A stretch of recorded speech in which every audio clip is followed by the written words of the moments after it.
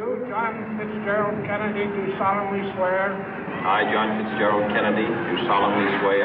That you will faithfully execute the office of President of the United States. That I will faithfully execute the office of President of the United States. And will, to the best of your ability.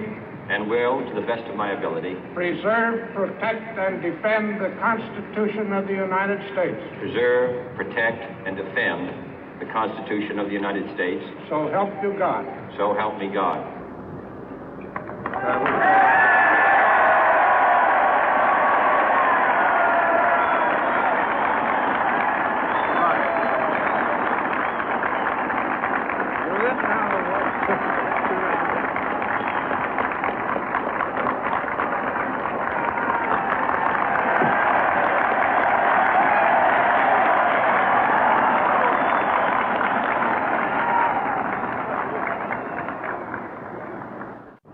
Vice President Johnson, Mr. Speaker, Mr. Chief Justice, President Eisenhower, Vice President Nixon, President Truman, Reverend clergy, fellow citizens.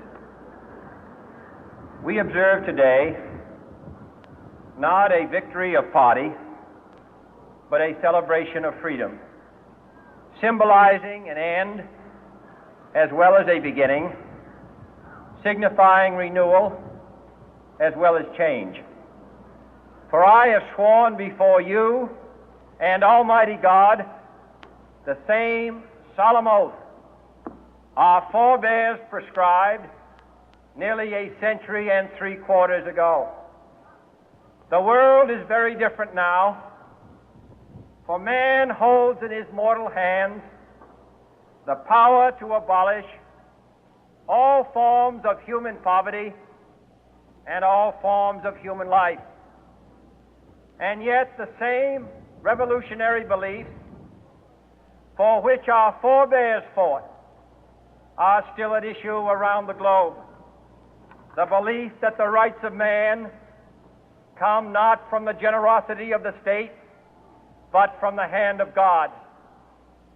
We dare not forget today that we are the heirs of that first revolution. Let the word go forth from this time and place to friend and foe alike that the torch has been passed to a new generation of Americans born in this century, tempered by war, disciplined by a hard and bitter peace, proud of our ancient heritage, and unwilling to witness or permit the slow undoing of those human rights to which this nation has always been committed and to which we are committed today at home and around the world.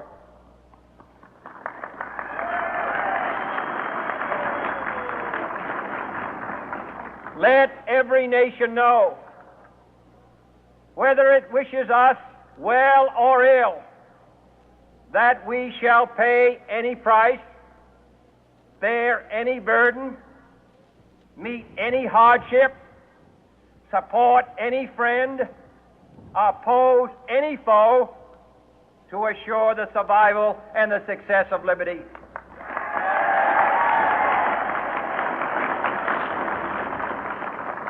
This much we pledge and more. To those old allies whose cultural and spiritual origins we share, we pledge the loyalty of faithful friends. United, there is little we cannot do in a host of cooperative ventures. Divided, there is little we can do, for we dare not meet a powerful challenge at odds and split asunder. To those new states whom we welcome to the ranks of the free, we pledge our word that one form of colonial control shall not have passed away merely to be replaced by a far more iron tyranny.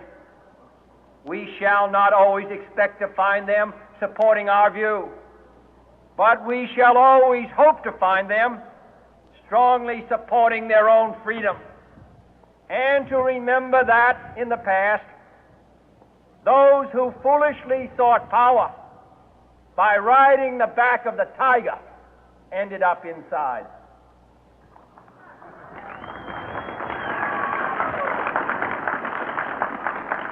To those people in the huts and villages of half the globe struggling to break the bonds of mass misery, we pledge our best efforts to help them help themselves for whatever period is required, not because the communists may be doing it, not because we seek their votes, but because it is right.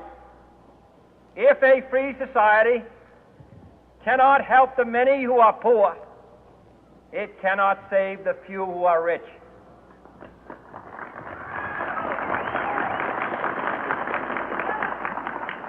To our sister republics south of our border, we offer a special pledge to convert our good words into good deeds, in a new alliance for progress, to assist free men and free governments in casting off the chains of poverty. But this peaceful revolution of hope cannot become the prey of hostile powers. Let all our neighbors know that we shall join with them to oppose aggression or subversion anywhere in the Americas. And let every other power know that this hemisphere intends to remain the master of its own house.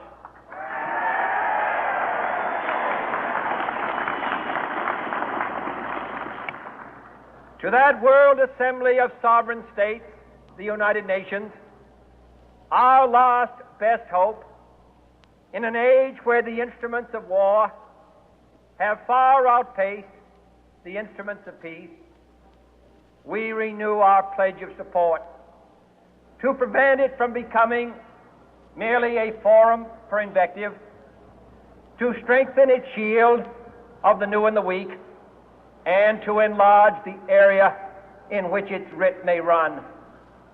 Finally, to those nations who would make themselves our adversary, we offer not a pledge, but a request that both sides begin anew the quest for peace.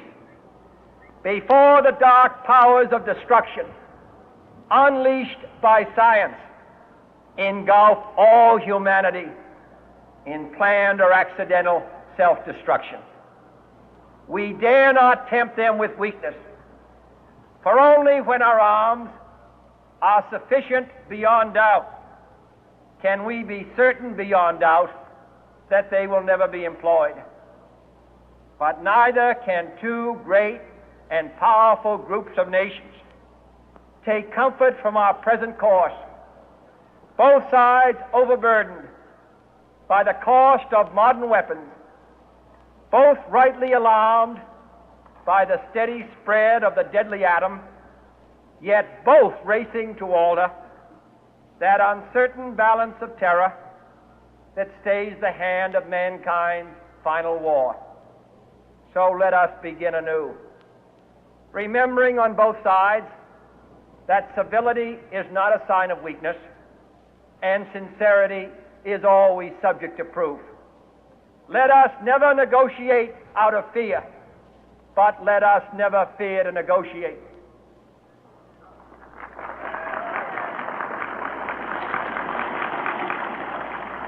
Let both sides explore what problems unite us, instead of belaboring those problems which divide us. Let both sides, for the first time, formulate serious and precise proposals for the inspection and control of arms, and bring the absolute power to destroy other nations under the absolute control of all nations.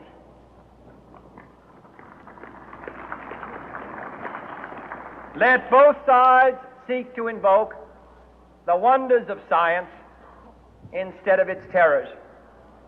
Together, let us explore the stars, conquer the deserts, eradicate disease, tap the ocean depths, and encourage the arts and commerce. Let both sides unite to heed in all corners of the earth the command of Isaiah to undo the heavy burden and let the oppressed go free. And if a beachhead of cooperation may push back the jungle of suspicion, let both sides join in creating a new endeavor, not a new balance of power, but a new world of law, where the strong are just and the weak secure and the peace preserved.